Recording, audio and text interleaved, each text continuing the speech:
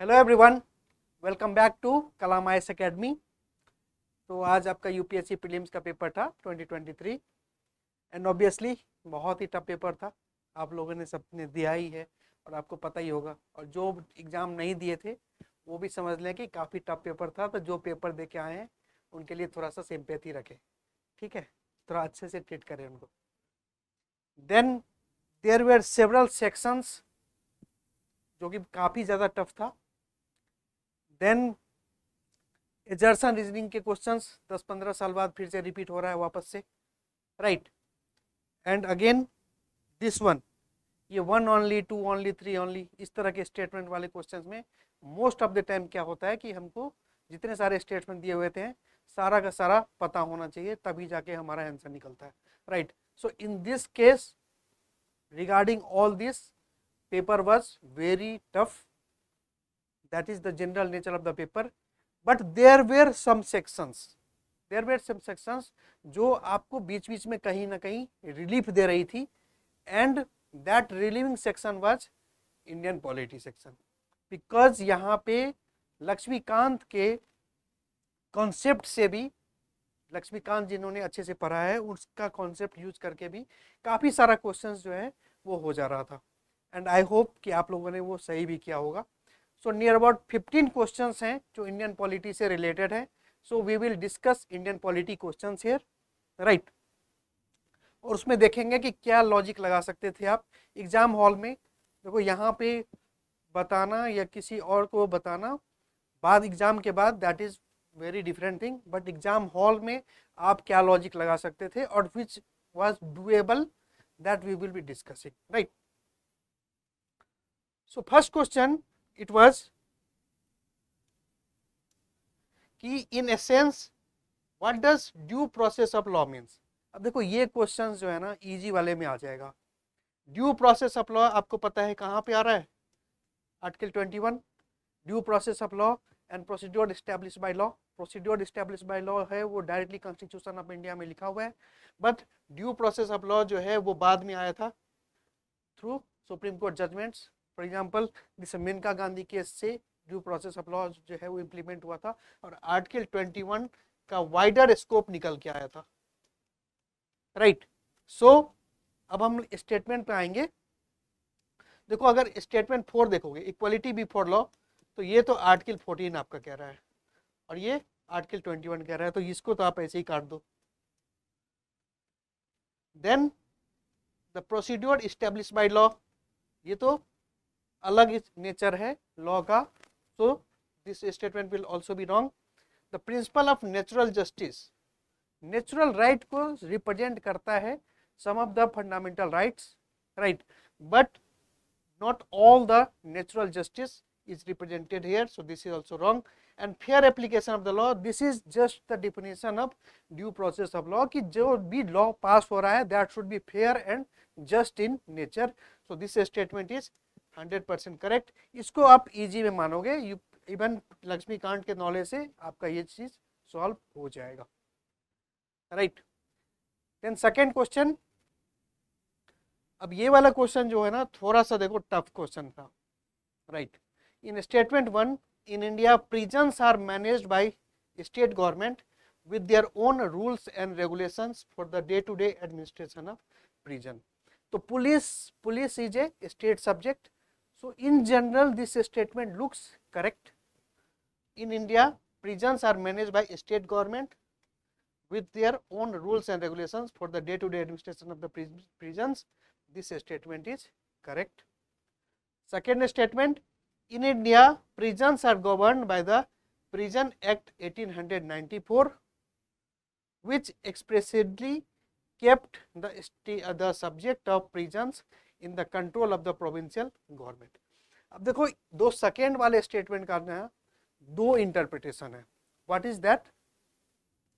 सबसे पहले बोल रहा है कि in India prisons are governed by the Prison Act 1894, means it is talking about present, that in presently Indian prisons are governed by the Prison Act 1894, but then it is going to the past. In same statement present is also there, past is also there, and it's saying that expressly kept means the Prison Act 1894, the original Prison Act 1894, it kept the subject of prison in the control of provincial government. So this portion of the statement, this is wrong. Why? Because in the original Prison Act of 1894, it was kept in the government of India, not in the provincial government, और बाद में prison को जो है जैसे government of India 1919 वहां से जब रिजर्व सब्जेक्ट और ट्रांसफर सब्जेक्ट वाला कंसेप्ट आया था, then it was transferred into provincial subject. So it is totally dependent what UPSC will take, but as per यहाँ पर देखो A भी आ सकता है, यहाँ पर C भी आ सकता है. Most appropriate will be C, but UPSC can also go with option A. So it is totally the discretion of the UPSC how they are proceeding. So इसलिए काफी टफ हो गया वो पेपर, वो question. Third question, which of the following statements best reflect the chief purpose of the Constitution of India? Now, if you see the question and if you read the options, तो आपको लगेगा कि सारा statement तो सही ही है यहाँ पे, है ना, कि it determines the objective for making of the necessary law. तो कॉन्स्टिट्यूशन के अंदर से जो है वो नेसेसरी लॉ बना तो सकते ही हैं. सो दिस स्टेटमेंट में ऑल्सो भी correct. It enables the creation of the political offices and the government, तो ये भी गलत सही हो सकता है, बिकॉज वहाँ प्रेसिडेंट का भी बन रहा है, प्राइम मिनिस्टर भी बन रहा है, चीफ मिनिस्टर भी बन रहा है. So these are the political offices as well as the government, ये सब भी बन रहा है, right. Then it defines and limits the power of the government, this is also correct, right. Then it secures social justice, social equality and social security, ये भी सही लग रहा है, राइट. तो अब कौन सा आंसर होगा? देखो वन लाइन यूपीएससी बोलती है that you should answer tick whichever option which is most appropriate. और अगर आप चारों में देखोगे ना तो मोस्ट अप्रोप्रिएट आपको लगेगा, क्योंकि ये कॉन्स्टिट्यूशन जो है गवर्नमेंट को पावर देती भी है एंड पावर लिमिट भी करती है. There is reasonable restriction on many things, even there is limitations on state by how far state can go and frame a law, right. So most appropriate here will be statement C, right. Conceptual question था.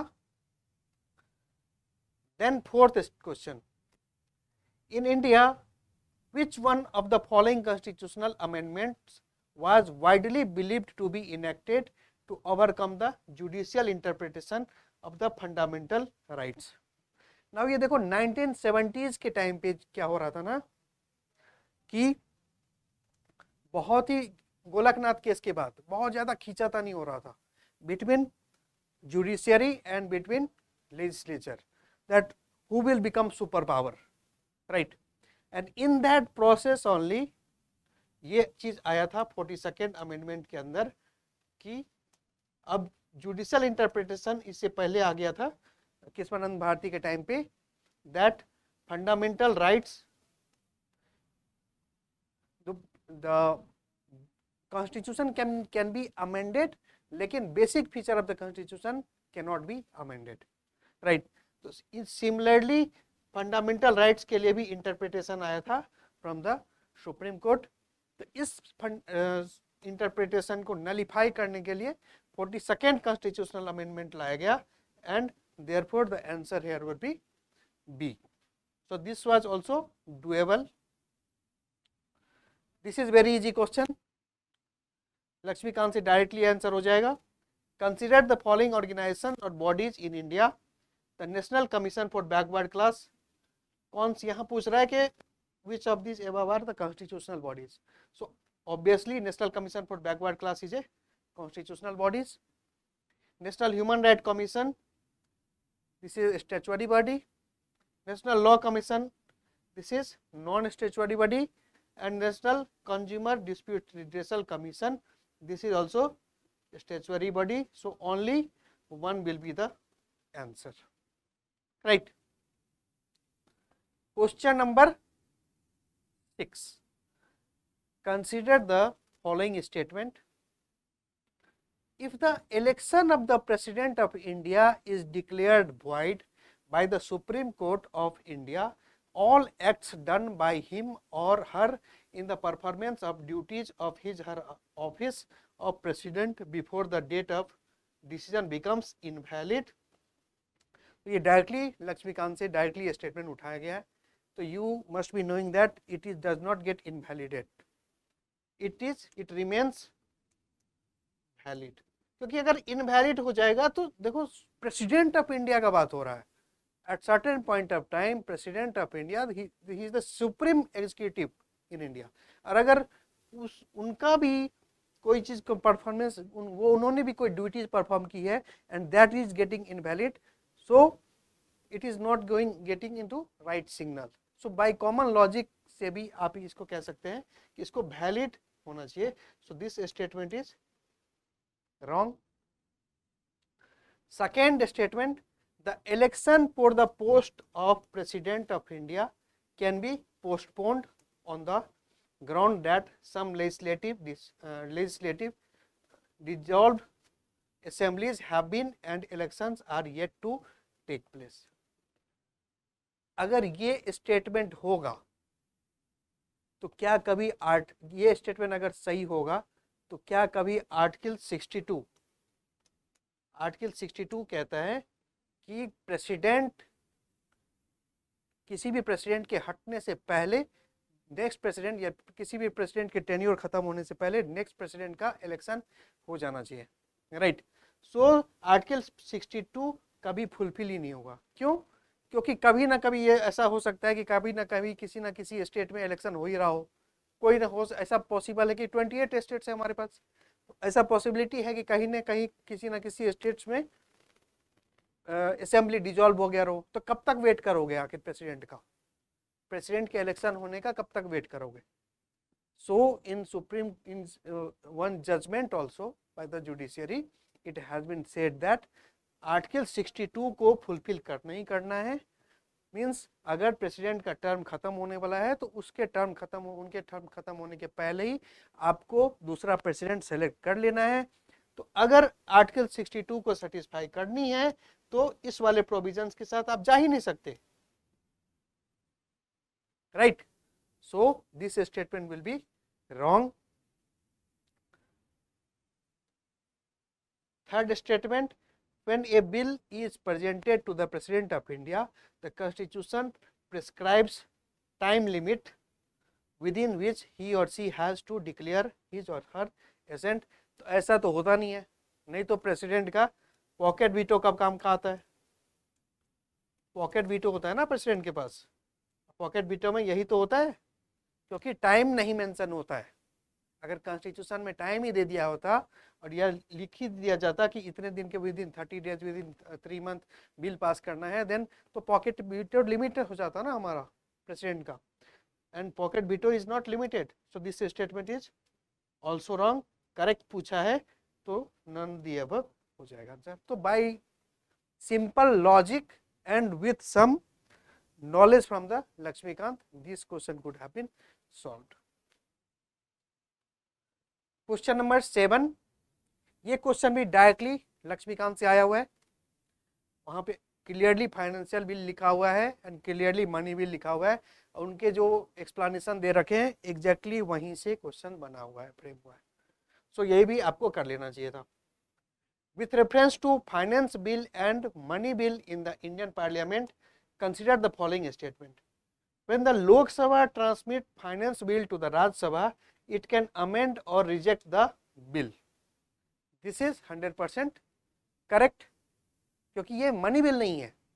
Money bill के case में क्या होता है कि it cannot amend or reject the bill, right? In financial bill it can be amend or reject the bill.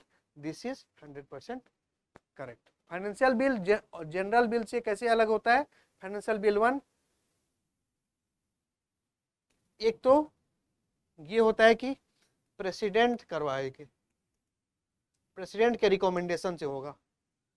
And financial bill 1 दूसरा क्या difference होता है कि ओनली इन लोकसभा इंट्रोड्यूस हो सकता है. right? But this provision is valid for the financial bill. Second is, when the Lok Sabha transmit money bill to the Rajya Sabha, it cannot amend or reject the bill, it can only make recommendations. This is also 100% correct. Even if that recommendation is not accepted by the Lok Sabha, then also the bill will pass. So this is 100% correct. Third statement is, in case of disagreement between the Lok Sabha and the Rajya Sabha, there is no joint sitting for the money bill, but a joint sitting becomes necessary for the finance bill, because here financial bill is acting as a general bill, right? और general bill के case में, ordinary bill के case में क्या होता है, joint sitting होता है. So joint sitting is must for the finance bill, but money bill के केस में ज्वाइंट सीटिंग की जरूरत ही नहीं है, because even if Rajya Sabha passes it or not passes it, Lok Sabha will pass the bill, right? And it will be considered that the both houses of the parliament has passed the bill after 14 days, right? So this statement is also correct. Correct ही हमसे पूछा है, तो all three will be the answer. ठीक है. Then question number 8. This was also from the Lakshmikant, right? With reference to the scheduled areas, consider the following in India statements. Within a state, the notification of an area as scheduled area takes place through the order of president. So this is 100% correct. This takes place article schedule 5 की जो चीजें होती हैं, that in those things are notified by the president itself. So this is 100% correct. The second, the largest administrative unit forming the scheduled areas is the district and the lowest is the cluster of the villages in the block. Now देखो ये statement Laxmikant में नहीं दे रखा है, but by applying the general logic, scheduled areas है तो एक district के अंदर हो सकता है, डिस्ट्रिक्ट के अंदर हो सकता है तो या तो क्या हो सकता है, पूरा डिस्ट्रिक्ट इसका रेंज हो सकता है, इतना बड़ा डिस्ट्रिक्ट है तो या तो पूरा डिस्ट्रिक्ट इसका रेंज हो सकता है, या एक छोटा सा पार्ट इसका रेंज हो सकता है. छोटा सा पार्ट होगा तो क्लस्टर ऑफ विलेजेस होगा, और पूरा डिस्ट्रिक्ट होगा तो डिस्ट्रिक्ट होगा. So by general logic this statement would have been correct. Now I understand that in exam point of view, exam के प्रेशर में ये सब थोड़ा सा टफ होता है ये डिसीजन लेना. So in that case you can consider this question as a moderate in nature. Then chief ministers concerned states are required to submit annual report to home ministry on administration of the scheduled areas in states. अगर chief minister को submit करने रहेगा तब तो हमेशा, because this is the report of what, chief minister only, how chief minister has functioned, तो वो तो हमेशा ए ग्रेड ही रिपोर्ट बना के देंगे, right? So this statement is wrong. Actually it is done by the governor, right? The governor of each state having scheduled areas shall annually or whensoever required by the president make a report to the president regarding the administration of the scheduled area in that state. because actually ये report card ही होता है chief minister का. Chief minister अगर अपना report card बना के देगा तो ऑब्वियसली वो पार्शियल होगा, वो फेयर नहीं होगा, राइट? तो क्या आ गया यहाँ पे, ये स्टेटमेंट रॉन्ग है. These two statements are correct. So only 2 will be the answer, right? Then question number 9. ये तो बहुत ही सिंपल क्वेश्चन है, बहुत ही सिंपल. इसमें तो फर्स्ट स्टेटमेंट पढ़ने की भी जरूरत नहीं है. Consider the following statement. Statement 1 directly come to statement number 2. Article 335 of the constitution of India defines the term efficiency of the administration. क्या आपने कभी पढ़ा है कि किसी कॉन्स्टिट्यूशन के किसी भी आर्टिकल में किसी भी तरह की चीज, कोई भी चीज डिफाइन किया हो गया हो एक्सक्लूसिवली, राइट? ये नहीं किया जाता. ठीक है, हमारे कॉन्स्टिट्यूशन में mostly definitions are not there. So this statement will be wrong, और इस स्टेटमेंट के रॉन्ग होने से directly statement 2 is not correct, statement 2 is not correct, is incorrect. C आपका आंसर आ जाता, स्टेटमेंट 1 पढ़ने की जरूरत ही नहीं है, क्योंकि ये अगर जनरल कॉन्सेप्ट है ये कि मोस्टली कॉन्स्टिट्यूशन ऑफ इंडिया के अंदर कुछ भी डिफाइन नहीं होता है। इवन कैबिनेट का वर्ड मेंशन है आर्टिकल 352 में, इसको डिफाइन नहीं किया गया है, राइट। सो ये बेसिक नॉलेज से ये क्वेश्चन हो जाता। Statement 1 is obviously correct. Supreme Court of the India has held in some judgments that the reservation policy made under the Article 16 का 4 of the Constitution of Pan India would be limited by Article 335 for maintaining the efficiency of the administration. This is correct. Article 335 आपका ये कह रहा है and is nowhere this efficiency of administration has been defined. So this was very easy question. Coming to question number 10, ये वाला question beyond Laxmikant था और यहाँ पे जनरल अवेयरनेस की जरूरत है। करंट अफेयर्स आपको पढ़ते रहना चाहिए, बट एक जनरल बेसिक लॉजिक अगर आप अप्लाई करोगे then this question can also be done. कैसे? With reference to home guards consider the following statements. Home guards are raised under the Home Guard Act. तो ये अगर आपको नहीं भी पता है ना, तो ये जितने भी है ना होम गार्ड टाइप की चीजें, ये कोस्टल चीजें, तो ये सब चीजें किसी ना किसी एक्ट के अंदर आता है, राइट। तो ये home guard act, under the home guard act and the rules of the central government. देखो क्या फंस रहा है चीजें, एक्चुअली सेंट्रल गवर्नमेंट के अंदर नहीं आती है चीजें, आती है किसके अंदर? स्टेट्स और यूटीज। तो अगर आप सेकेंड और थर्ड स्टेटमेंट पढ़ते ढंग से तो ये बात कंफर्म हो जाता कि ये सेंट्रल गवर्नमेंट के अंदर नहीं आएगा। कैसे? देख लो। The role of the home guard is to serve as an auxiliary force to the police in maintaining of the internal security. Internal security को अगर मेंटेन करना है होम गार्ड को, तो क्या पुलिस का हेल्प नहीं लगना पड़ेगा? क्या पुलिस को असिस्ट नहीं करना पड़ेगा? ऑब्वियसली करना पड़ेगा। So in general this statement looks correct and it is correct, right. Third statement, to prevent infiltration on the international border और coastal areas the border wing home guard battalion have been raised in some states. तो face value पे देखोगे तो ये statement भी 100% सही लग रहा है and this statement is also correct.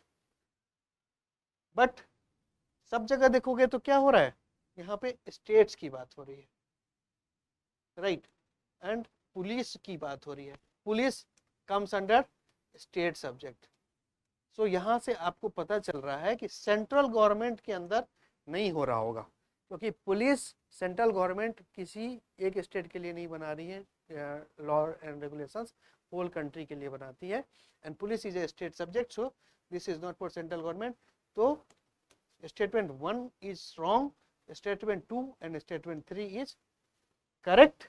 तो यहाँ पे ओनली 2 हो जाएगा, राइट। Question number 11। अब ये क्वेश्चन जो है ना थोड़ा सा मॉडरेट टू टफ नेचर का है, ऐसे नहीं पढ़ते हम लोग एज ए स्टूडेंट एंड कोई भी टीचर पढ़ाता भी नहीं है, right. So with reference to India consider the following pairs action and the acts under which it is covered. Unauthorised wearing of police or military uniform, it is actually written in Official Secret Act 1923. So this statement is correct.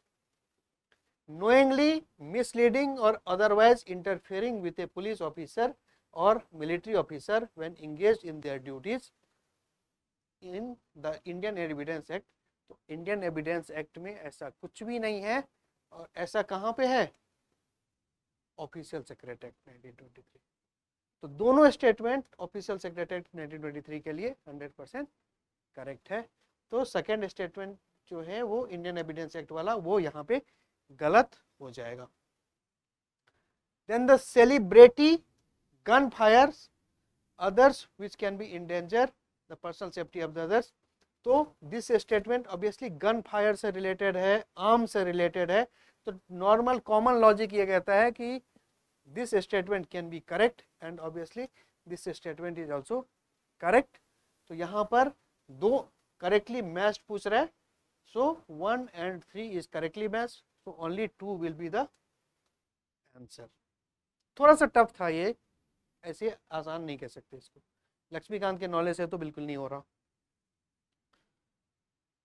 Section 6 of the official secret act ये कहता है कि unauthorised use of the uniform, falsification of the report, perjury or personal and false documents.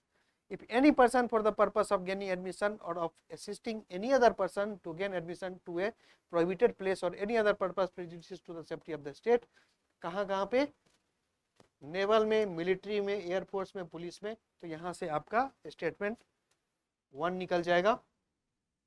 इसी act के अंदर official secret act 1923 में ये कहा गया है कि interfering with the officer of the police or member of the arm forces of union, no person is in the vicinity of any prohibited place shall be obstruct knowingly, यही आपका statement है ना, knowingly mislead or otherwise interfere with or impede any police officer or any member of the arm forces of the engage guard, sanitary and etc. So this is statement number 2. This is also part of the official secret act. And third statement arms act 2019 के अंदर, amendment act 2019 के अंदर आया था कि whosoever uses firearms in a rash or negligent manner in a celebrity gun fire so as to endanger human life or the personal safety of the others shall be punishable with an imprisonment for a term which may be extended to 2 years or with a fine which may be extended to rupees 1 lakh or with both. So this statement is statement 3. तो 1 and 3 यहाँ पे सही था और 2 यहाँ पे गलत था, बिकॉज वहां पे क्या दे रखा था, दूसरा एक्ट का नाम, इंडियन एविडेंस एक्ट का नाम दे रखा, राइट। एग्जाम टाइम में ये थोड़ा सा टफ है, हर एक एक्ट या हर एक प्रोविजंस हमें नहीं याद होते। Question number 12, now this question is also means tougher side, क्योंकि जनरल लॉजिक को ये डिफाई कर दे रहा है, राइट, जनरल लॉजिक को ये डिफाई कर रहा है और जनरल लॉजिक से नहीं बन रहा question. Consider the following statement with respect to the national flag of India according to the flag code of India 2002। One statement 1, one of the standard size of the national flag of India is 600 mm into 400 mm। तो जिस सबको क्या पता रहता है कि ये 3:2 का रेशियो होना चाहिए और 3:2 का रेशियो यहाँ पे फुलफिल हो रहा है, बट क्या है ना कि ये फ्लैग कोड ऑफ इंडिया 2002 के अंदर कुछ स्टैंडर्ड फ्लैग 9 टाइप के स्टैंडर्ड इन्होंने मेंशन करके रखे हैं, और उस 9 टाइप के जो स्टैंडर्ड इन्होंने मेंशन करके रखा है, in that they have not taken 600 mm into 400 mm. So what has been taken? It is 6300 into 4200, 3600 into 2400, 2700 into 1800, 1800 into 1200, 1350 into 900, 900 into 600, 450 into 300, 225 into 150, 150 into 100। तो यहाँ पर 600 into 400, 600 into 400 ई नहीं दे रखा है। So this question became very tough in exam point of view, right. Exam hall में ये नहीं बन सकता था बिकॉज ये जनरल लॉजिक को डिफाई कर दे रहा है, ओके। राइट, सो ये स्टेटमेंट एक्चुअली इनकरेक्ट है। Then the ratio of the length to the height of the flag code shall be 3:2, length to the width is 3:2, this is correct। so यहाँ पर 1 जब गलत हो गया, so 1 is not correct and statement 2 is correct, D will be the answer, right। काफी मतलब ये general logic को डिफाई कर रहा है ये question, Then question number 13. Consider the following statement in respect to the Constitution Day. Statement 1. The Constitution Day is celebrated on 26th November every year to promote constitutional values among citizens. So this is 100% correct, no doubt in this. देखो एजर्सन and reasoning वाले questions में क्या हो रहा था ना कि अगर एक स्टेटमेंट गलत है तब तो बहुत आसानी से नंबर ये आंसर आ जा रहा है, because either it will be C or either it will be D, बाकी तीन स्टेटमेंट तो ऐसे ही गलत हो जा रहे हैं. So there was one benefit of the एजर्सन and reasoning questions, right. And I think 16 और 17 क्वेश्चंस आए हैं एजर्सन रीजनिंग में. तो कुछ क्वेश्चंस लेट्स सपोज कि 8-10 अगर इस तरह के निकल गए तो it would have been much easier for you. Then statement 2. On 26th November 1949, the Constituent Assembly of India set up a drafting committee under the chairmanship of Dr. B.R. Ambedkar to prepare a draft Constitution of India. तो कब की बात हो रही है ये बात हो रही है 26 नवंबर 1949 की बात हो रही है, 1949 की बात हो रही है. इस टाइम पे आके तो प्रियम्बल हमने अडॉप्ट किया था, we the people of India adopt, enact and give to ourself preamble of the constitution, right. तो अब जाके तो कॉन्स्टिट्यूशन बन चुका है. 26 जनवरी 1950 में ये इम्प्लीमेंट हो जाएगा. तो अभी ड्राफ्टिंग कमिटी कहाँ सेटअप हो रहा, ये तो कॉमन सेंस है, right.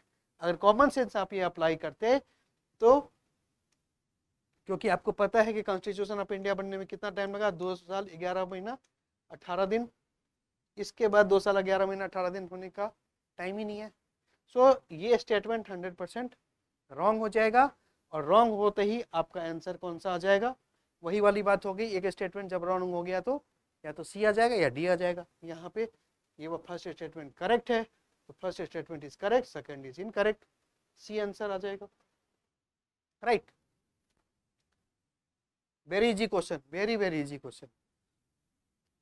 Question number 14. Consider the following statements. According to the Constitution of India, the central government has a duty to protect states from internal disturbance, directly from the Lakshmikant and directly from the Constitution of India. That is article number 355. यहाँ पे ये बोला जा रहा है. So this statement is 100% correct. Then the Constitution of India exempts the states from providing legal counsel to a person being held for preventing detention.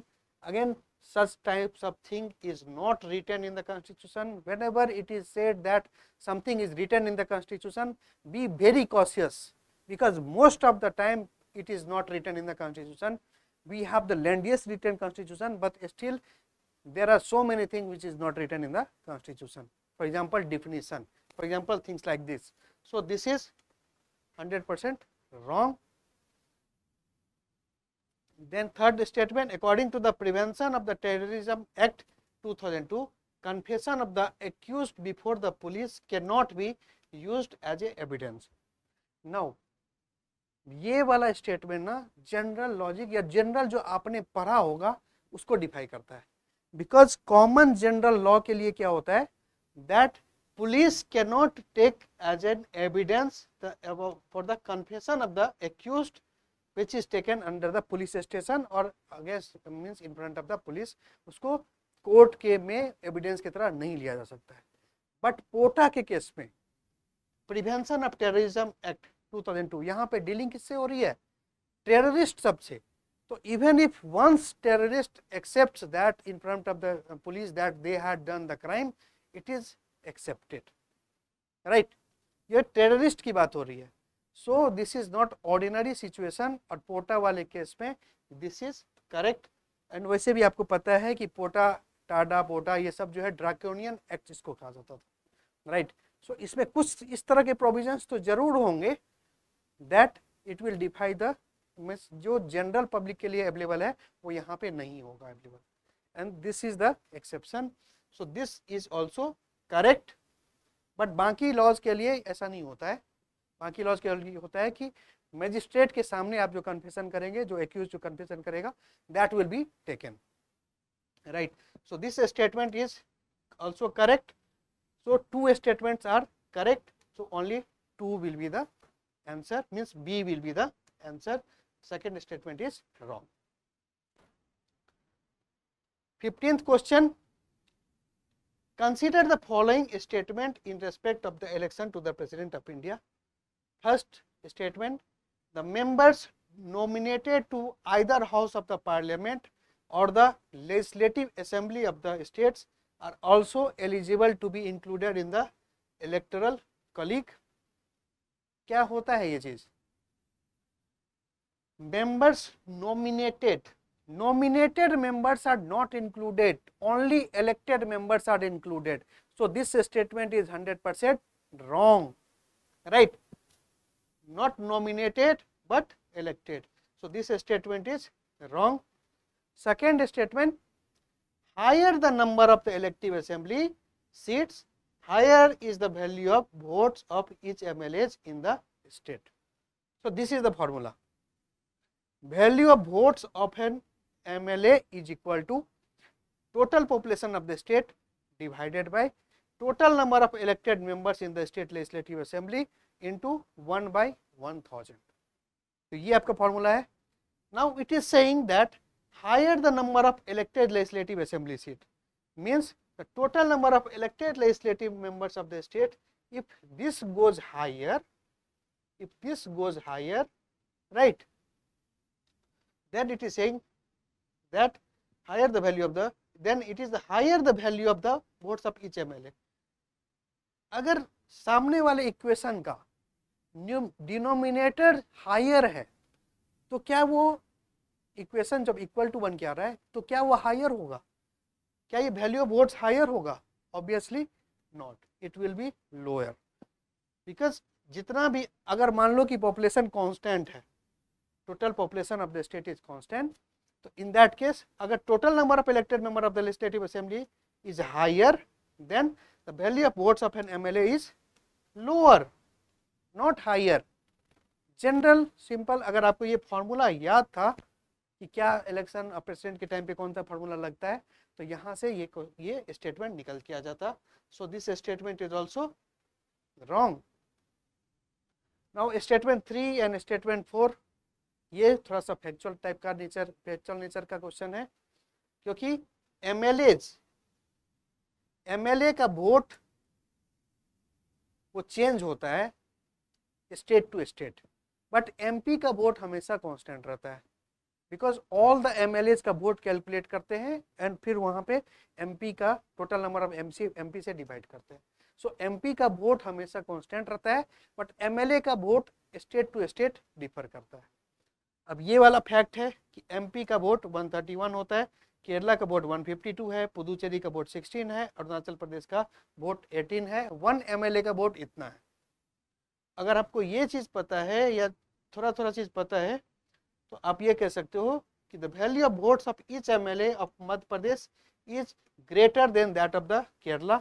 तो क्या Madhya Pradesh 131 is greater than Kerala 152? So 131 is less than 152. So this statement is also wrong. तो ये भी statement आपका wrong हो जाएगा. ये question आपका टफ नेचर का है, टफ माले में जाएगा. Then the value of votes of each MLA of Puducherry is higher than that of the Arunachal Pradesh because the ratio of the total population to the total seats in the number of the each elective Puducherry is greater than as compared to the Arunachal Pradesh. तो ये वाला जो statement है ना, वो इस formula को ही explain कर रहा है, राइट. एंड फैक्ट के बेसिस पे देखें तो each MLA of Puducherry has vote of 16, but each MLA of Arunachal Pradesh has vote of 18. So this statement is 100% correct. तो बाकी 3 स्टेटमेंट जो है वो आपका रॉन्ग हो गया. Only 4th statement is correct. So here only 1 will be the answer. Obviously this will go in tough question. तो हमने देखा क्या, out of 15 question which has come from the polity section, you could have solved by the knowledge of Laxmikanth and general awareness at least 11 to 12 question. Means 12 question तक तो किया जा सकता था. 3 क्वेश्चंस ऐसे थे जो कि टफ नेचर का था, जो जनरली एक्सपेक्ट नहीं किया जाता है कि स्टूडेंट्स को ये नॉलेज हो, right. So out of 30 marks of the 15 marks of the 30 marks for the 15 question, you could have easily got 24 marks in polity sections. बाकी सारे sections काफी टफ थे, ये polity sections जो है easy था, relatively easy था, आपको सांस लेने का यहाँ पे मौका मिल रहा था। ओके, सो नेक्स्ट टाइम से या आपको जिसकी गाइड करना हो तो आपको उनको ये ध्यान देना होगा कि आप बताओ कि पॉलिटी सेक्शन अच्छे से पढ़ के जाएं, अच्छे से रिवाइज करके जाएं, बिकॉज यहाँ पर क्वेश्चन बनेंगे ही बनेंगे, right. So this was from my side, polity sections के लिए ये सारी डिस्कशंस थी। Thank you very much, and keep what ever be your marks, आपको जितना भी नंबर आ रहा होगा 20, 50, 50, 60, 120, 150 नंबर, जितना भी नंबर आ रहा है, मेंस का प्रिपेयर करना लग जाओ, मेंस का प्रिपेयर करो, right. Follow the exam cycle of UPSC, then only you will succeed either in this attempt or either in next attempt. Please follow the UPSC cycle. Thank you very much.